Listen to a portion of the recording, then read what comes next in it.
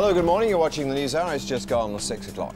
Also coming up, we'll be looking at new plans to allow mums to be a greater choice when it comes to having their babies. Are the ideas realistic, though? And she might have been dumped by her boyfriend, but we all apparently still love Kylie. We're live to an exhibition that promises to reveal some of her most exciting costumes. Now, does John need to crack open the thermals, Claire? Certainly does. At least for the next 24 hours or so, John. Really? Yes, absolutely. Get the vest out again? Yeah. I had mine on this morning.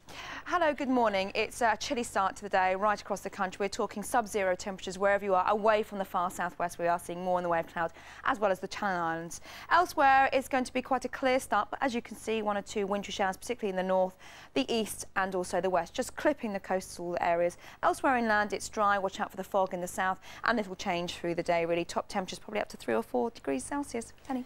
Claire, thanks very much. Secret video footage of the American friendly fire attack in Iraq, which killed British soldier Lance Corporal Matty Hull, has been obtained by a newspaper. Last week, the inquest into his death was adjourned by an angry coroner after the Ministry of Defence said the American military would not allow the classified tape to be released. Richard Gatesford is at the MOD. So how embarrassing for the MOD is this? Well, it really is, and the Americans are saying that this is a criminal act, the leaking of the tape, and you can see perhaps why the Ministry of Defence didn't want to embarrass their American cousins by having this tape in the public arena, Penny. It really shows that there were a number of key mistakes made.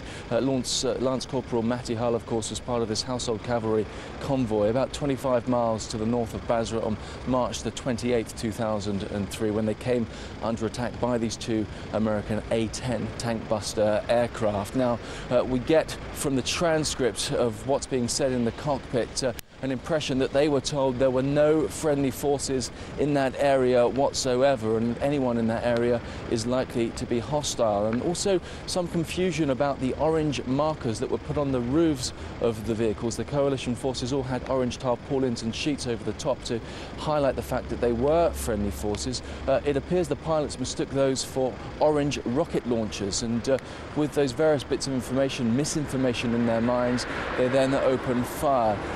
It really is quite the most enlightening piece of material. It lasts 15 minutes. Let's just have a listen to one small section of it, which gives you some idea of the pilot's reactions. He told me there's nobody north of here, no friendlies. Yeah, orange rockets on them. Orange rocket? Yeah, I think so. Searching. Off 3-4, aboard your mission. You've got, looks like we may have a blue-on-blue situation. Roger, we're getting an initial brief that there was 1 killed and 1 wounded, over. I'm gonna be sick. We're in jail, dude. Well, the wife of Lance Corporal Hull had originally been told no such tape existed. The MOD say now in a statement that this recording is the property of the United States government, and the MOD does not have the right to release it without their permission. We did inform them that some classified material had been withheld, but we did not specify its exact nature. There has never been any intention to deliberately deceive or mislead Lance Corporal of Horse Hull's family. Penny. Richard, thank you very much. OK, let's catch up on the rest of the news. Here's Amanda. John, thank you.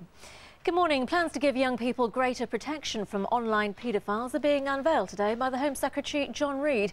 It'll mark Internet Safety Day. He's planning new laws to prevent sex offenders from going underground. Well, Sue Jameson was with some young people who are learning how to stay safe online in South London. Good morning, Sue. Yes, good morning to you, Amanda. The young people are arriving here very soon. They're going to be training around 120 of them today. This is CEOPS. It's the Police Nerve Centre for keeping children safe online. It's where John Reid will be coming as well to look at how they make young people aware of who they could be talking to online and where to go if they're worried. But he also wants to bring in new legislation to ensure that all convicted paedophiles have to register their online IDs, any nicknames, because he says that home addresses are no longer enough. We also have to prevent those who would abuse the kids using those internet sites, and the way to do that is to require them under law and penalty to give us their IDs, their identities and their email addresses. And those penalties could include up to 5 years in jail. He also wants to look at how feasible it would be to have an alarm system that would alert police if any of these paedophiles go on to chatroom sites. But as I say, they're training young people here today. What they want to do is that they will then go back to their schools, and by the end of July there could be 1 million young people who know a little better how to stay in control online and not to go meeting people offline who they've met first on the net. Back to you. Sue, many thanks. Workers at the Suffolk turkey farm infected with the deadly H5N1 type of bird flu are expected to return to the plant today. They'll begin the task of cleaning up after the slaughter of 160,000 turkeys. Health officials there are still trying to trace the source of the outbreak. While Sarah Moore is in Suffolk for us. Good morning to you, Sarah. What's the latest? Good morning, Amanda. Yes, the culling has now finished in the factory, the Bernard Matthews factory behind me. Now we start the process of C&D. That's cleansing and disinfection. It would usually take 2 to 3 days, but a site this big, it will take a lot longer. It's obviously a very, very important stage because they need to clear all the virus, which could live on for about 2 weeks. Still very much a restricted area, no access. The police are still here and the cordon is still in place. I went to a meeting yesterday, spoke to a lot of local people, and they said that this is going to be the case for a lot longer. The restrictions are going to be in place up to 2 months until they know that the site, the whole area, is completely clear of contamination. The workers are going back today. When I spoke to them, they're very uncertain about their future. They didn't know if they had jobs, they didn't know when they were coming back, and they didn't know what they were going to be doing. But now they know this morning they need to return to clean up the site. And of course, the hunt for the source of the virus is still very much going on. Sarah, thank you. Farmers will petition Downing Street today to demand an inquiry into supermarket milk prices. They claim they're being crippled by the small incomes they make from milk, and they also say they're being forced to quit the dairy industry in their thousands. As Tiffany Royce now reports. Sally Dare has farming in her blood, a dairy farmer's daughter now married to one. Over the last 10 years, she's watched farmers' incomes decline as supermarkets have increased. If we don't start doing something now, fighting and getting a good price, a lot more people are going to go out of the industry. And it's going to knock on effect to the countryside and to our English milk industry. In a supermarket, you can expect to pay 30p for a pint of milk. 2/3 of that goes to the processor, the person who bottles the milk, and the supermarket itself. The farmers get just 1/3, which is 10p, but it actually costs them 12p to produce a pint. So every time they're losing money. In the last 12 months alone, 1,000 dairy farmers have been forced out of business. Today, Sally will take a petition campaigning for farmers' rights to Downing Street. She believes unless they get more for their milk, it won't be long before the British dairy industry dries up altogether. Tiffany Royce reporting there. Now let's have a look at what's on our website this morning and get the facts on Alzheimer's and its links to loneliness. Learn how to fight online dangers in your home and find out why most people would prefer to read a good book than curl up with their partner. That's all at GM.TV and now also on your mobile. That brings the time now to 8 minutes past 6 and back at 6:30 is Penny and John. Thanks very much indeed, Amanda. Let's take a look at the front pages, two of them concentrating on events in Iraq. The death toll of 31 days in Iraq is a special feature in The Guardian, while the Independent, while The Guardian concentrates on the plight of children in Iraq, and they have a special feature on that. The Daily Telegraph highlights the Archbishop of Canterbury's remarks yesterday when he attacked those who fail to appreciate the benefits of marriage, and the Times indicates that Jonathan Powell, Chief of Staff at Number 10, will be interviewed for a second time in the Loans conspiracy probe. The Sun has that world exclusive, the tape from the top secret video nailing US friendly fire pilots who killed the British soldier. The Daily Mirror, Beatlemania, saying there could be £500 million a year at Bonanza for the Fab Four set to go on download, or obviously only one of them still living. Daily Express, Hamza's lawyers paid $506,466 from legal aid in just 7 months. Sorry, two of them still living. Yeah. Sorry, Ringo. Yes, Ringo. Stop. I'm so sorry, Ringo. The Daily Mail, and he looked very well last time I saw him. And Britain, Europe's burglary capital. Shock figures from Brussels reveal the truth about crime. That was a first, killing off Ringo Starr, never mind. Let's move on. The poor state of our maternity service is under the spotlight again today. Children's Health Chief Dr Sheila Shribman is expected to say women should be given more choice as to who delivers their baby and more antenatal care in the community. She's also likely to highlight the shortage of midwives. I could sense that they were really busy, they were popping in and out, and I just thought, I just need my mum. Miriam Grice was left lying in a pool of blood after the birth of her baby daughter. She was paralysed with the epidural, so I had to move her to get the sheets from under her, which were really disgusting. Carly McNally's first labour lasted 5 days and she went through several midwives. It was my partner who eventually put a stop to me trying to give birth naturally because it was just harrowing. Despite these and other stories, trained midwives have told GMTV they can't get jobs. There aren't the positions out there for us. We're willing to do part-time. I want to be a midwife. I want to do what I've been trained to do. Oh, well, joined in the studio now by Monique Joint, who had a traumatic childbirth herself. Obviously not the only person, as we can see from that clip. Tell us about your experience when you first gave birth. You've got 2 children. The first one we're talking about, isn't it?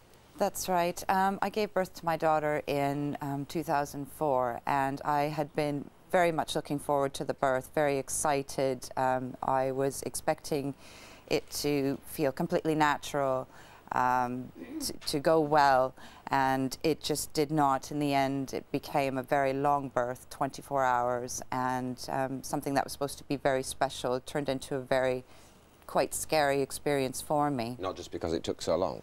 No, not at all. The process of giving birth is both physical and mental, and when you are with your maternity providers, quite often what happens is they focus on the physical side of giving birth to the child, and the mental and emotional aspect gets forgotten about. Yes, you were the person who was looking after you, I gather, was not the most compassionate soul on earth. It's not entirely the fact that they were not compassionate. I believe strongly that all midwives try to provide the best care they can, but that there is a lack of support to them. How does that manifest itself? I believe that it does not give them enough time to focus on providing the emotional care that a woman needs to get through a birth, which is a very profound experience. You felt a little abandoned, did you? Pretty much. I felt very afraid, very frightened, like I was in the middle of a tunnel and I could not sort of go backwards, I could not proceed forwards. You know, the birth was happening to me, not the other way around. Dr. Hilary joins us as well this morning. This report, I understand, Hilary, recommends that to try and overcome situations like that, all births are consultant-led. I mean, I'm spending quite a lot of time in hospital looking after someone else at the moment. Consultants are very busy people. They surely can't cope with births as well, can they? Absolutely. With this push to centralise and close down home birthing centres. I mean, in my neck of the woods, they've closed down 3, Lymington, Romsey, and that's what women want. They don't necessarily want consultant-led units, which are some distance away, very centralised, and where the obstetrician makes decisions about the best outcome for mother and baby. In theory, a consultant-led situation would mean that you get the same level of care, you get midwife care, you get the consultant making the right obstetric decisions. But I think traditionally there is this perception that actually women want home birth sometimes. They want the emotional approach to childbirth, and I think there's nothing wrong with that. The trouble is there just aren't enough midwives to provide the service that women deserve these days. I've been talking to midwives in the last 24 hours and they're struggling to cope with the demand. They need more nurses to staff the units, but the PCTs haven't got the money to employ them. So we've got plenty of trained midwives who'd love to be doing the kind of job that Monique's been talking about, but they can't get a job. They can't get the wherewithal to do it. Crazy situation. We're going to pursue it later in the programme. For the time being, thank you both very much indeed. If you've had a bad experience having a child, head to the website and tell us all about it at gm.tv online and now on your mobile. Just text the word mobile to 81189 and follow the instructions.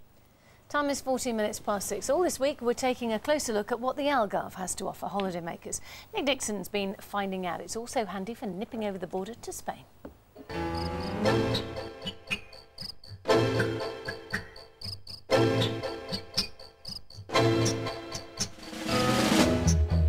Cheap car hire and good roads has seen more and more holidaymakers from the Algarve tempted to cross the border into Spain. And remember, they're an hour ahead of Portugal, so don't forget to change your watch. Less than 20 minutes from the border is the Spanish city of Huelva. It's where, in the 15th century, Christopher Columbus recruited local sailors for his epic voyages of discovery. The remains of Christopher Columbus are also in Spain, inside the Grand Cathedral here in Seville, right in the heart of the city. And that's where they've been for more than a century.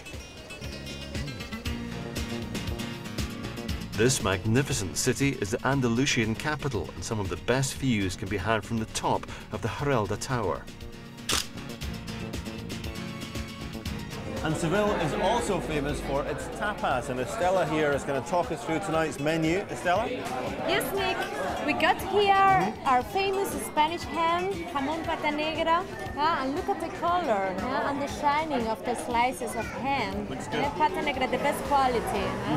And here we got cheese, also from Andalusia, and we got here salmorejo, which is a cold soup made of tomatoes and ham on the top. And this is a typical Seville dish. Right, this is a very typical from Seville. It's red paprika with tuna in the middle and a lot of olive oils on it. Estella, enough talking, let's eat. If you've time, less than an hour away is Jerez.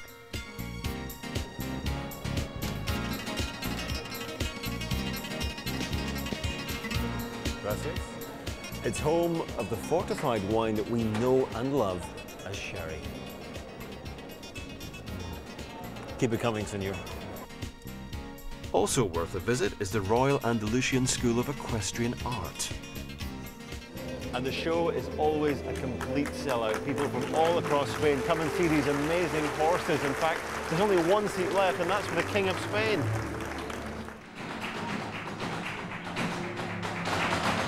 And in Jerez, there is always flamenco dancing.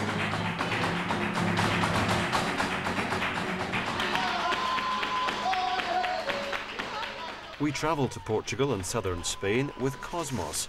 Flights to Faro, just an hour from Seville, start from £79 return. Car hire must be booked separately. 7 nights self-catering at apartment Praia da Ora are £199 per person with flights and transfers. Other tour operators include Going Places, Thompson and Portland.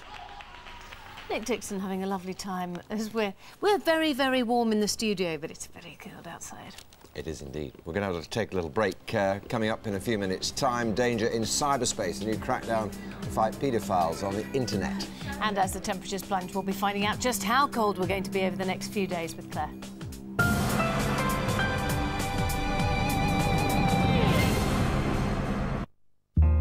Stott visits his past. All I know is a very patchy knowledge. To step into his ancestors' shoes. It's the real thing now, isn't it? I certainly appreciate what it's like to do that every day. Unearth a hidden secret. If my grandfather had not run away from the church, I wouldn't have been born. And discover where he's from. It's a scandal, especially in Sicily. I could see my grandfather here conducting a mass. Promise I wouldn't cry. You Don't Know You're Born. Tonight at 9, ITV1. New Dental pH Exhilaration is a completely different mouthwash experience. Shake it up to activate the unique electrostatic action, which actually draws particles and bacteria away from your teeth. And you'll see the difference in the sink. Now with Zabactyl for long-lasting freshness. Feel the exhilarating freshness in your mouth. Dental pH Exhilaration Mouthwash. Shake it, see it, feel it. Senokot Max is twice the strength of standard Senokot. Why not try a Max way to treat constipation? Oh, I've tried everything, but now I've found something to deal with that kind of stink. Airwick Odour Stop. In tests, it's proven to remove 90% of those nasty, sweaty odours. Oh. Say goodbye to nasty, sweaty odours with Airwick Odour Stop. Airwick, it's good to be home. Harry Sandball Showtime was ready for anything. Ladies, sensational meeting you. Except commitment. Never been married, Harry. Well, some people just don't fit the mold. And his girlfriend's mother. You're dating my daughter? I think I should just take off. We're sophisticated people. Why don't we all just stay for the weekend? Okay, I can handle this. It's never too late to be surprised. What's with the turtlenecks? Just a turtleneck kind of gal. You never get hot? The ITV movie premiere, Something's Gotta Give. Wednesday at 9, ITV1.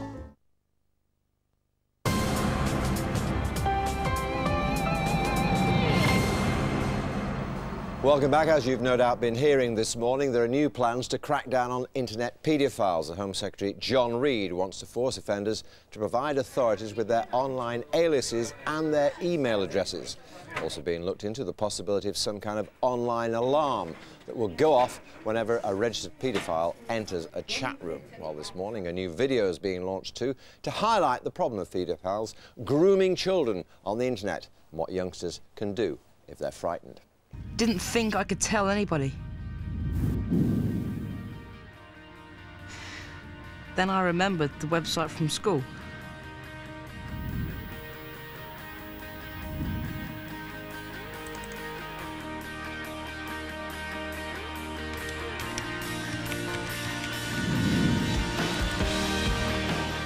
I wish I had known that it could have been different.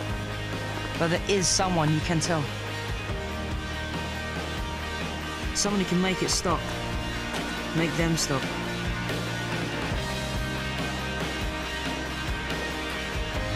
Now I know you can do something. You don't have to let it get out of control.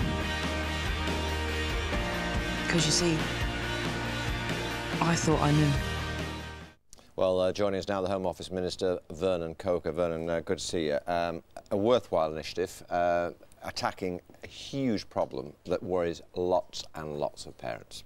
Well, I think everyone who's just seen that video clip knows how important an issue this is for all of us. Nothing can be more important than protecting our children, and of course the internet is a relatively new phenomenon. We know it's something that's can be used for good, but also there are possibilities of paedophiles and others using it to exploit our children, and what we're doing today is to try to do even more to protect young people when they're on the net. And you've got some young people down at the centre down there, and who are there, some of them are there anyway, because they know the language that youngsters use, and they know the language that these monsters on the internet use as well. Well, it's about some of us old, some of the adults trying to catch up as well. The young people, many of them are real experts on the internet, much greater knowledge than us as adults have. But as I say, the Child Exploitation Online Protection Centre, where these young people will be, and the Home Secretary and I will be visiting later, is about trying to catch the paedophiles. It's about also trying to educate young people, and that's what they're doing today. And the idea is for them to go down there, learn about how they can protect themselves, and to take that message back to the schools and other young people. All that's well and good, and meanwhile your boss, John Reid, has said that he wants to introduce legislation whereby paedophiles would have to register their aliases. Now, sounds good, but what's the point? They're just going to change the name, aren't they?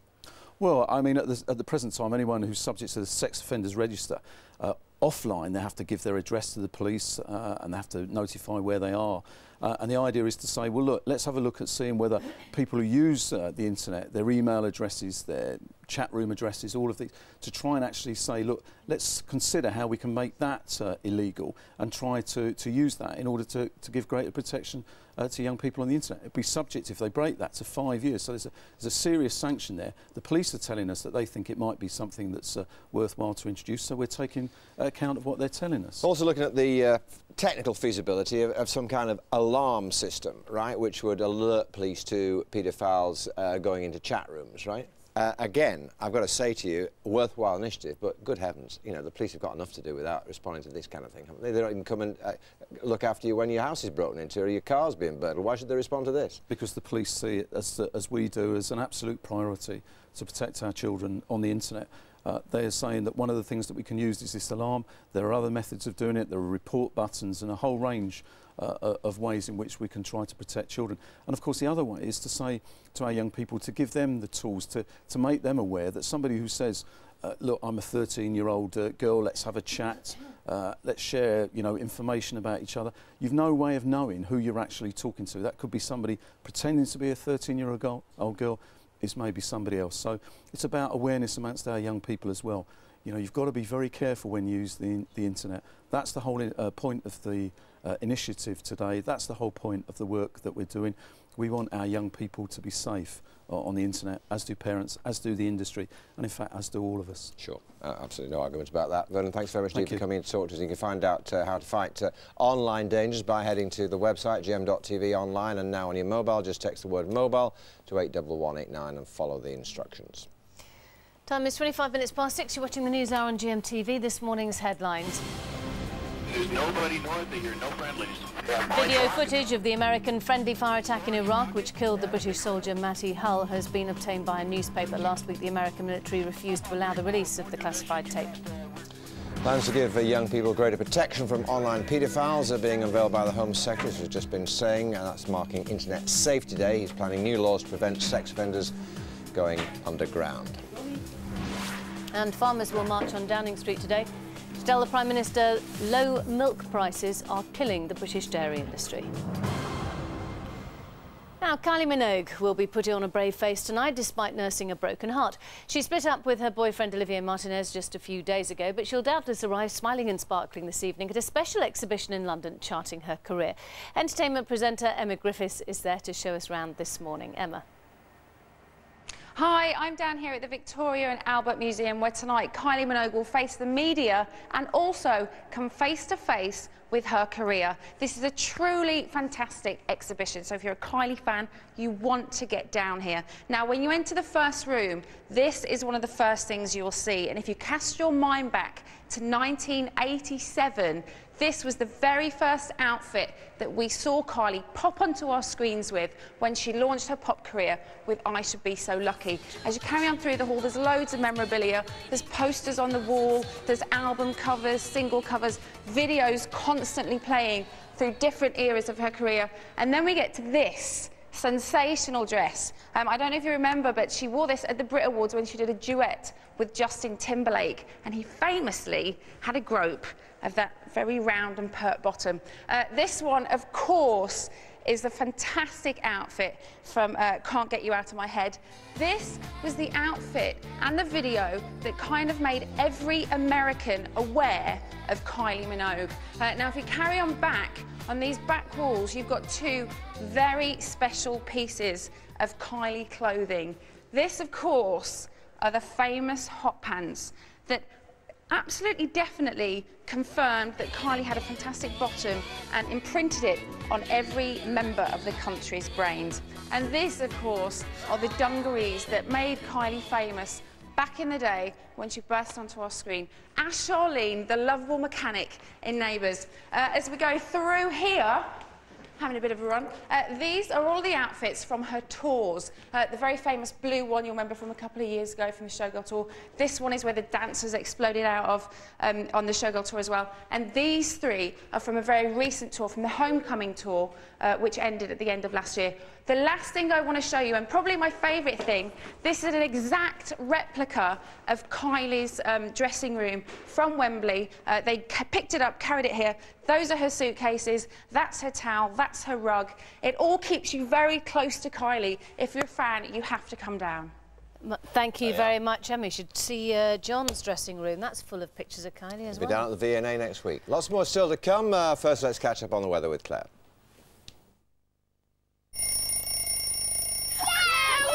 GMTV weather, sponsored by Nestlé cereals.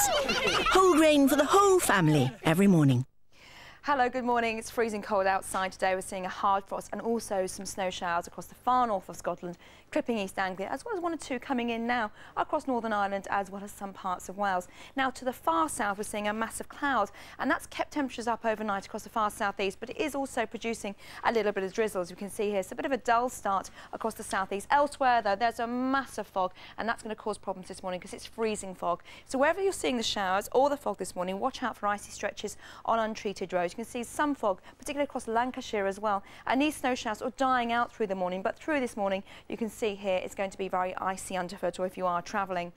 Through the day, there's going to be little change really. Apart from these showers here are going to die out, we'll continue to see these showers piling in across northern and eastern areas of Scotland and just clipping Norfolk there. The fog may linger along the far south there, but generally speaking, it's going to sort of eventually clear, although we'll always see more in the way of cloud across the West Country, as well as down towards the Channel Islands, where there could be the odd spot or two of drizzle.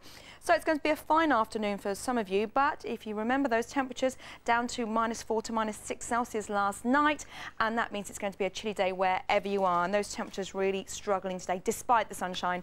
So around the coast you could get about 4 to 6 degrees Celsius, breeze in the far north keeping the temperature up slightly higher, but inland that's where we're expecting to see temperatures probably struggling up to 2 or 3 degrees Celsius, and particularly low where that fog lingers, particularly south of the M4. So that's the temperatures today. And the wintry weather continues overnight tonight. Again, it's going to be a hard frost. We're expecting lows perhaps down to -6 again, and fog problems. That means icy stretches again on untreated roads. Down towards the far south then, there's a little area of cloud, and it's actually going to produce a little bit of rain, perhaps even a bit of snow during the early hours of the morning across Dartmoor as well as Dorset, but then it will decline away. Most places then seeing a dry day. It's going to be a lovely day tomorrow, but then on Thursday into Friday, all change. We could see some snow. I'll keep you posted. Here's your summary. Get a 5-day weather update for your postcode on our website, gm.tv. Good morning, it's 6:30. It's Tuesday, the 6th of February. Yes, you're watching the news hour here on GMTV. In the next half hour, secret cockpit footage emerges of the moment when American pilots opened fire on a British tank. As the New England kit is released, are fans being ripped off? Text us your views on that story, 81189, or email us on gm.tv. And doing lunch, we're live to Hollywood for the traditional pre-Oscar nominees lunch. Yes, but first, secret video footage of the American friendly fire attack in Iraq, which killed the British soldier Lance Corporal Matty Hull, has been obtained by the Sun newspaper. Last week, the inquest into his death was adjourned by an angry coroner after the Ministry of Defence said the American military would not allow the classified tape to be released. Richard Gaisford is at the MOD for us this morning. Good morning, Richard. Yes, good morning, John. Well, it's not hard to see why the Americans didn't want this out in public and why the British just didn't necessarily want to embarrass their American cousins. The 15-minute-long video that I've been watching here at the MOD this morning really shows just why Lance Corporal Matty Hull died in this friendly fire incident. He was with the Household Cavalry just 25 miles north of Basra. 2 American A-10 tank buster planes came over the horizon and started to fire. And when you listen in to what was said in the cockpits, you can see there was some confusion. The pilots were told there was no friendlies in the area, no coalition forces at all. And when they looked down at these vehicles, they saw these orange tarpaulins on the roof, which was supposed to be a sign that they were friendly coalition forces. But the pilots mistook those for orange rocket launchers. Take a listen to what was said. You told me there's nobody north of here, no friendlies. Yeah, orange rockets on them. Orange rocket? Yeah, I think so. Searching. Pop off 3-4, aboard your mission. You've got, looks like we may have a blue-on-blue situation. Roger, we're getting an initial brief that there was 1 killed and 1 wounded, over. I'm gonna be sick. We're in jail, dude. Well, Lance Corporal Matty Hull's wife had been told there was no such video initially by the Ministry of Defence. Of course, we can now see that isn't the case. The MOD have said this morning that this recording is the property of the United States government and the MOD does not have the right to release it without their permission. We did inform them, the family, that some classified material had been withheld, but we did not specify its exact nature. There has never been any intention to deliberately deceive or mislead Lance Corporal of Horses Hull's family. And the Americans this morning, John, are saying that the leaking of this video is a criminal act. Richard, thanks very much to you. We're pursuing that story with Colonel Bob Stewart in just a few minutes' time. Time is 27 minutes to 7. Let's get this morning's other news stories now from Amanda. Penny, thank you. Good morning. Plans to give young people greater protection from online paedophiles are to be unveiled by the Home Secretary John Reid. It'll mark Internet Safety Day. He's planning new laws to prevent sex offenders from going underground. Well, Sue Jameson is with some young people who are learning to stay safe online in South London. Good morning, Sue.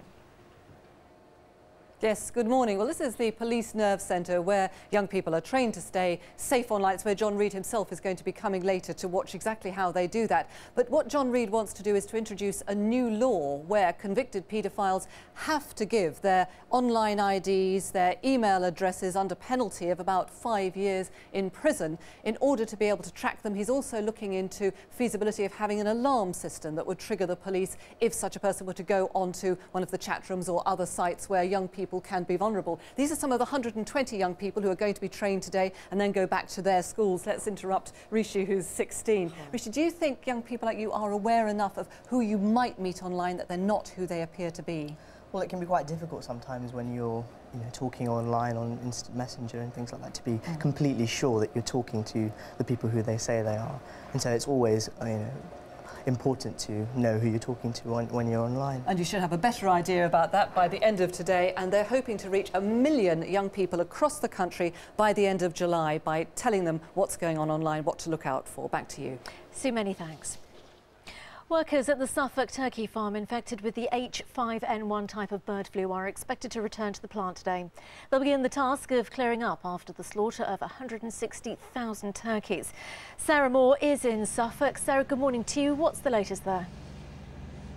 Good morning, Amanda. Yes, the culling is now complete at Bernard Matthews. Now it's the start of C&D. That's cleansing and disinfection. Huge process. They need to make sure they can kill off the virus, which can live for up to 2 weeks. It would usually only take two to three days to clean a site, but one this size, it will take a lot longer. They're looking at a good couple of weeks. The cordon's still in place. The area is very much restricted. I was at a meeting yesterday. I spoke to a lot of people, and they say the areas are going to be restricted for a lot longer, a good few months, until they know that there is no further risk of contamination. The workers are going back today. They were quite uncertain about their future, but they know they need to get back to work to cleanse that site, disinfect it all and make sure it's safe so they can start work again. Meanwhile, the hunt for the source of the virus continues. Sarah, many thanks. On to showbiz news now, and the actor Hugh Grant braved freezing conditions for the premiere of his latest movie last night. In music and lyrics, he plays a washed-up 80s pop star with writer's block, who teams up with Drew Barrymore to try and write a hit. And a surprise guest who joined them on the red carpet last night, Big Brother winner Shilpa Shetty, rumoured to be talking to Hugh Grant about a new film project. Let's have a look at what's on our website this morning. Get the facts on Alzheimer's and its links to loneliness. Learn how to fight online dangers in your home. And find out why most people would prefer to read a good book than curl up with their partner. That's all at GM.TV and now also on your mobile. That brings the time now to 6:37. Our next news update is at 7. Here's Penny and John. Thanks very much. Can I just do a quick R? There we go. Picture R. Almost as sweet as the dog with no ears. Competition time. Oh, sorry. Yeah, almost as sweet as the dog with no ears. Oh, I think that's lovely. They're 10 girly Labradors. Fantastic. Bless. Competition time now, and in the run-up to the BAFTAs this weekend, Richard Arnold is giving you the chance to win £10,000 and a plasma screen. TV. He's giving you the chance to win £10,000 in our BAFTA competition. Yeah, that's £10,000 to spend on whatever you like. But not only that, you could also win a 42-inch high-definition ready plasma screen and recordable DVD player. If you want to be in with a chance of winning, here is the question you need to answer. Which sport would you associate with Harry Potter? Is it A, croquet, B, Quidditch, or C, cricket? You can dial 09068 100 100. Yes, that's 09068 100 100. Or you can text A, B or C as your answer, plus your full name and address to 81149. You can also enter on our website, either online or on your mobile. OK, lines close at 9 this morning. The winner will be revealed later in the programme. And for your chance to win a pair of VIP tickets to the Orange BAFTA Awards this Sunday, log on to the website gm.tv. Right now, here's what's happening where you are.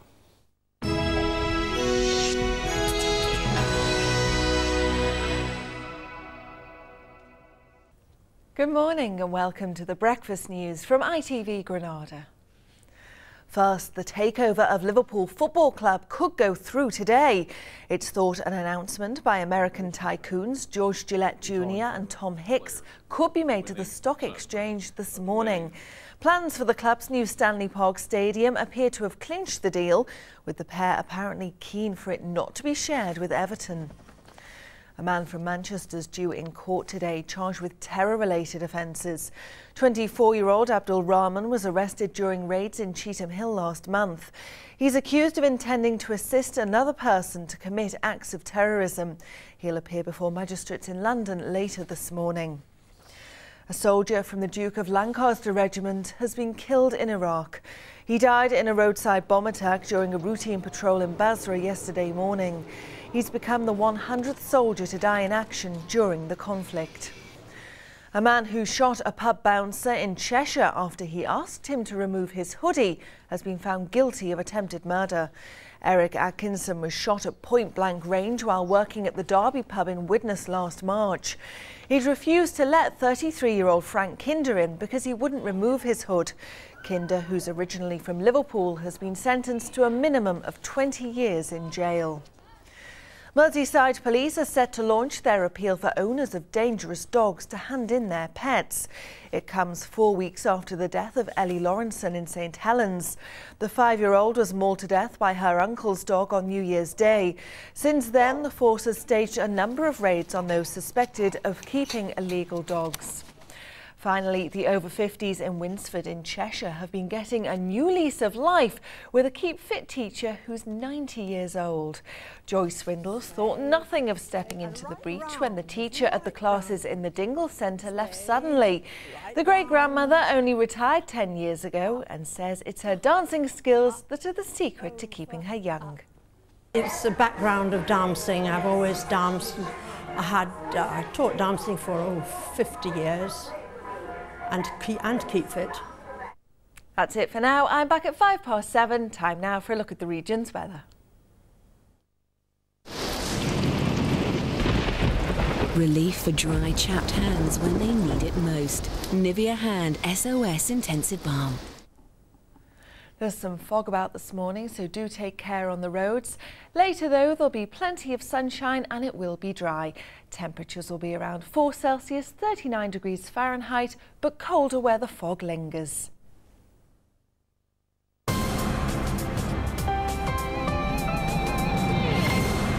Welcome back. The time 90 minutes to 6. It's a grim and chilling example of how terrible mistakes can be made during the heat of a war. A cockpit video recorded from an American A-10 aircraft during an attack it mistakenly made on a British tank during the war in Iraq back in 2003 has been released this morning against the wishes of the MOD and the American authorities.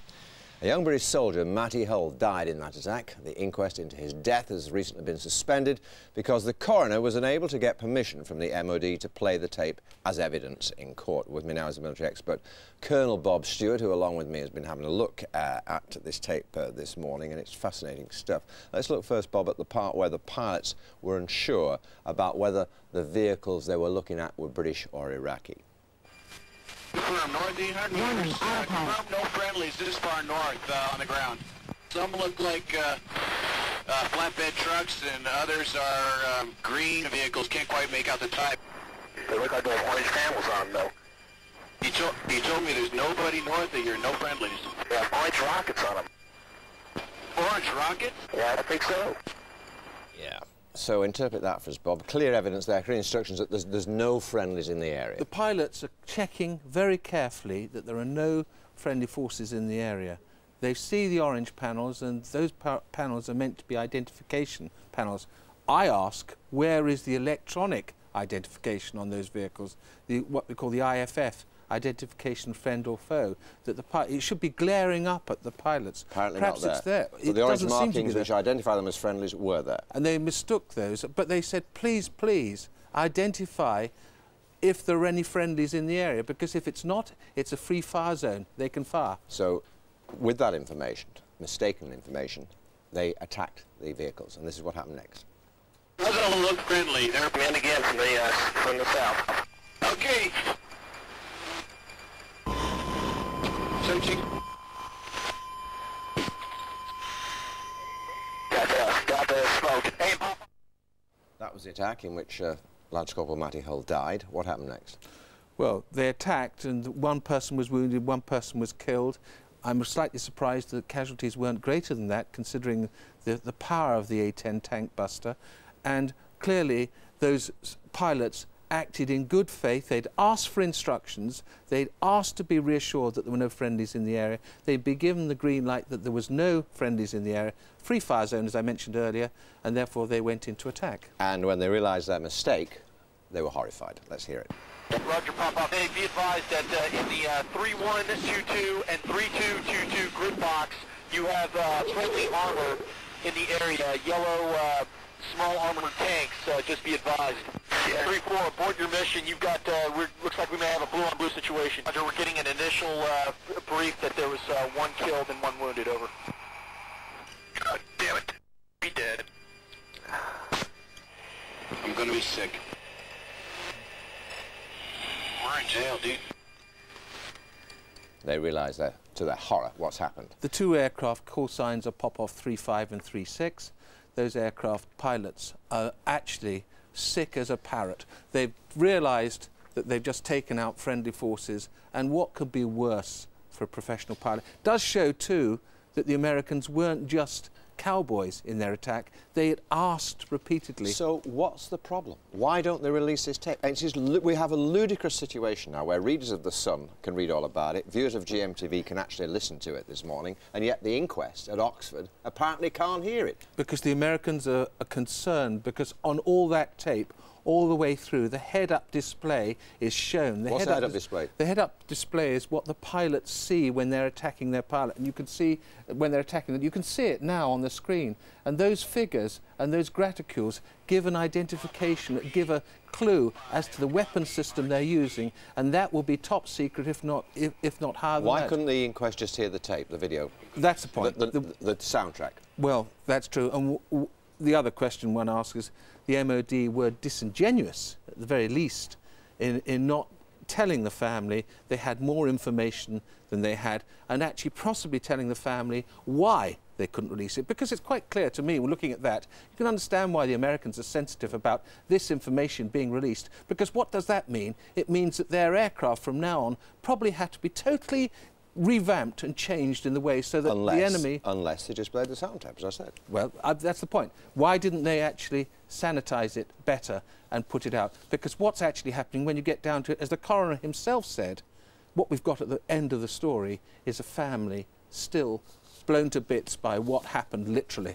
And what appears, on the face of it at least, be a very smelly cover-up. Bob, we've got to leave it there. Thank you very much indeed for your time. The time is just after 7:15, actually. It's 14 minutes to 7. As the new England football kit is launched, one major supermarket is fuming this morning after being banned from selling the strip at a knockdown price. The new kit goes on sale in the shops today, ahead of England's friendly international at Old Trafford tomorrow. But fans will only be able to buy it for full price in selected sports shops. So, are we being ripped off? Well, joining us now is avid football fan Sharon Atkins and her 3 sons, Justin, Darren and Simon. Good morning to you all. Good morning. And Sharon, you're wearing a particularly special T-shirt, aren't you? I certainly am. It's a replica 1966 shirt, but it's actually been signed by Jeff Hurst for me. How thrilled were you to get that? I was really thrilled. I was voted by our local radio station as Somerset's greatest England fan, and I, won this shirt for that. Yeah, so you're a big fan. You boys have all had to become major fans, haven't you? Yeah. Whether you wanted to or not. And this, every year there's a new strip, isn't there? Every year there's either a home strip or an away strip. Yeah. And how much does that cost you? I wouldn't get much change from £100 for all of us, and that's if I get them at the cheapest place, so it's quite expensive, and that's every year. Now, we know this one major supermarket, Asda, very, very annoyed that they can't actually get these T-shirts and sell them at knockdown prices. Presumably you'd prefer it if they did, wouldn't you? Well, I would prefer it. I mean, other than that, why bring one out every year? Probably, for each campaign, bring out a really nice shirt. I mean, there's very different, little difference in the, in the designs. And they do vary slightly, but, having to pay that kind of money is a lot every year. If I can ask you boys, how much do you care whether it's the latest one? Not that much. Yeah, not that much. So it's actually Mum forcing you to have the new ones every year. You see, Mum, you could save money. They don't care that much. We have got a statement actually from Umbro, who make this this England strip, given us a statement. They say that the new kit has a lifespan of 2 years, and they go on to make it clear that they do not set the retail price of the kit, and that the final price is set by the individual retailer. Do you get a lot of wear out of the kit? Well, we do, because we do go to a lot of matches, home and away. So we do, but it's still a big expense on top of everything else you have to pay when you go to attend football matches. Yeah, I can imagine. I mean, going to the 10 football matches is probably one of the most expensive things anyway, isn't it? Yeah. And what about the material? Do you think they're good value in the end? Well, they do vary with the quality of them, and these seem pretty good quality. But I think they if you had them a home and away kit for each campaign rather than 2 per campaign, yeah, I know it's been said every year, I think, by fans. Sharon, thank you very much. Justin, Darren and Simon, thank you very much. And Andrew, thank you for looking so fit in the kit. Yes. Looks like we could sign him up for Man City. Thanks very much indeed, Andrew. Now then, it was one of the hottest tickets in town with some of the best of the Brits attending. I'm talking about the Oscars nominees lunch, which took place in Los Angeles. Of course, our very own Carla was there. I don't think she was actually at the lunch, but she was there to see them arrive, weren't you, Carla? Oh, don't underestimate me, John. You're absolutely right. I was hanging about like a stalker outside. Wall-to-wall stars and wall-to-wall paparazzi. So just warning you about the flash photography here.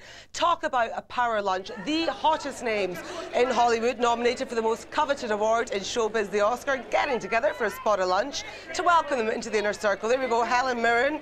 We had Eddie Murphy. There was Leonardo DiCaprio, Jennifer Hudson, this year's Golden Girl. Forrest Whitaker also got the Golden Globe. Our very own Peter O'Toole, who's desperate for this Oscar. He's never had one before. Penelope Cruz, she's nominated for Volver. Clint Eastwood, Hollywood legend. And, of course, Will Smith for The Pursuit of Happiness. Not a bad turnout. Now, it's such an achievement to be nominated for, but a lot of these stars, it is about the winning that matters. Maybe for some, a little more than others.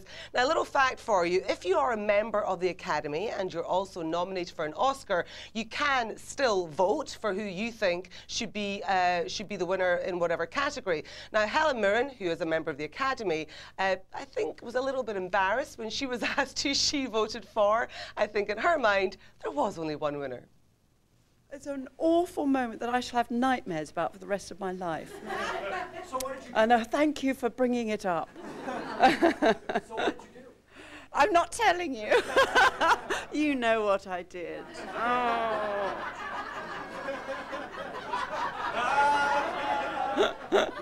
Voted for herself, didn't she? So would I in her shoes. She did. So would I in those circumstances. And then after those arrivals, a big photo shoot as well, I hear.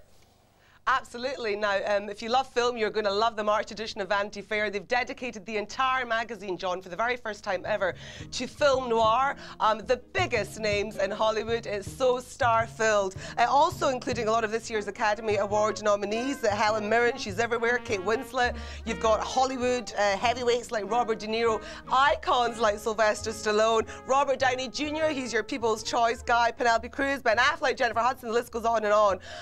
Fantastic cover as well. I think if you are a big fan of film, then I think this is definitely something that you're going to want to buy, you're going to keep as a collector's item. That's out February the 9th. Carla, many thanks. More clutter. That's it from the news hour. GMTV Today next with Fiona and Andrew. No place in your house, has it? Yes, another chance for you to win £10,000, but first the weather with Claire.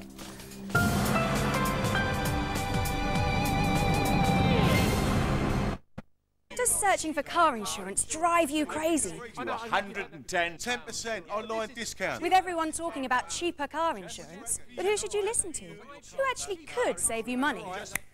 That's where Confused.com comes in. Confused.com is an amazing site where you compare prices for your car insurance. Fill out one form and they do all the legwork. They go to Admiral, More Than, Norwich Union Direct and many more. What can be easier? That's Confused.com. You could save a bundle. Thrush? No problem. Canesten Duo makes you feel better on the inside as well as the outside. The pill treats the internal problem, while the double-strength cream cools the external itch. Because when you feel good inside, it shows on the outside. Canesten Duo cools and clears. New Dental pH Exhilaration is a completely different mouthwash experience. Shake it up to activate the unique electrostatic action, which actually draws particles and bacteria away from your teeth. And you'll see the difference in the sink. Now with Zabactyl for long-lasting freshness. Feel the exhilarating freshness in your mouth. Dental pH Exhilaration Mouthwash. Shake it, see it, feel it.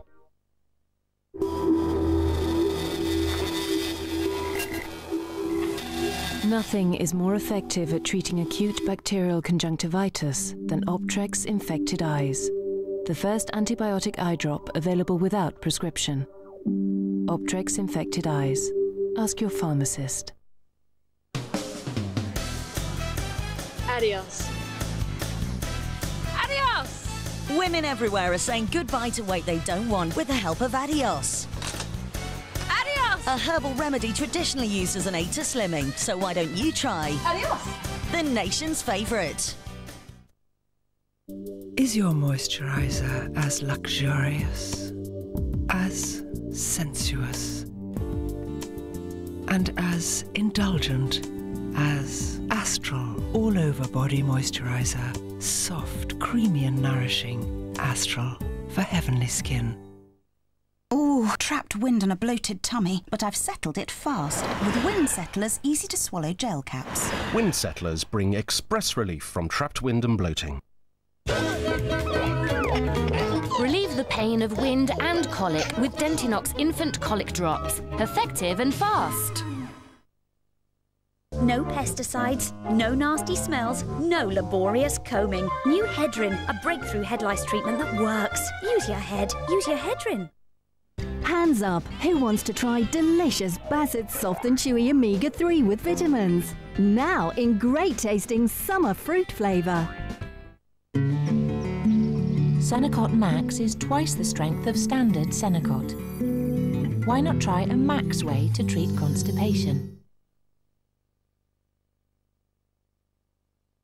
So this digital switchover then, Richard, does it mean I'm going to have to get rid of my tried and trusted old telly that's got me through many a lonely night? No. You can put a digibox on top of the telly and boom, fabulous. Loads of choice and loads of new channels on that retro number of yours. OK, what about the black and white? I bet it won't work on that. It will, Kate. Get with the 21st century. It's a whole new world of lots of colourful channels. Mind you, whatever channel you're on, it'll still pile on the pounds.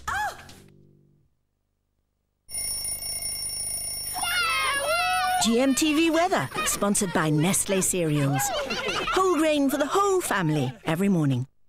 Hello, good morning. The wintry weather continues today. We can see clear skies for most of the country, hence the reason why temperatures have dipped to -4 to -6, perhaps -7 Celsius last night. We're seeing some wintry showers across the far north and east and just clipping Norfolk as well as Northern Ireland and Wales. But down to the south, that's a slightly different story. You're seeing some patchy drizzle across the far southeast, hence the reason why temperatures are just above freezing. But also take a look at this, a mass of fog, dense fog, anywhere from the M4 southwards really, and that's going to linger on. So wherever you're seeing those wintry showers, fog, you could see some icy stretches on untreated roads this morning. Inland, it's mostly dry, and it will be another bright morning. So that's a picture this morning then. You can pick up on those snow showers, just clipping Northern Ireland, Wales, more on the way of cloud down towards the West Country, but to the north of that you can see those dense fog patches, some coming in across northern England as well.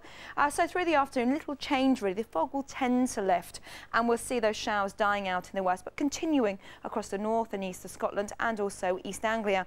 Inland is going to be another lovely day, but it is going to be freezing cold, so wrap up warm if you're heading out. And there's always going to be more in the way of cloud across the West Country, as well as the Channel Islands. The odd spot or two of drizzle can't be ruled out. And temperatures along the coast, not too bad at all. Inland, it's going to be a freezing cold day, 2 or 3 degrees Celsius. Tonight, those temperatures dip again. I'm talking probably -6 in places, so another hard frost, but we are seeing more cloud again across that West Country area. And in fact, as it moves its way northwards, we could see perhaps a little bit of snow across Exmoor, as well as some parts of Dorset before it recedes away. And then for tomorrow, it's another case of a cold, wintry day, some fog first thing, but then all change on Thursday. An area of cloud and rain comes in. As it hits the cold air, it could turn to snow. Here's your summary. Find out what's in store for the next 5 days on our website, gm.tv.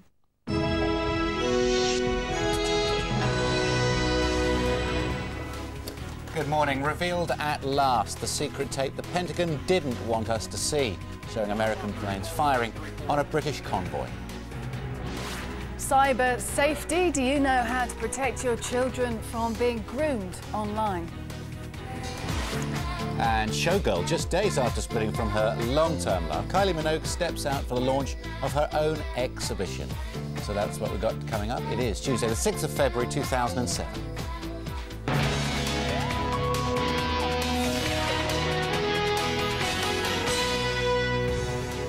A very good morning to you. You're watching GMTV today. Almost 7 o'clock is the time.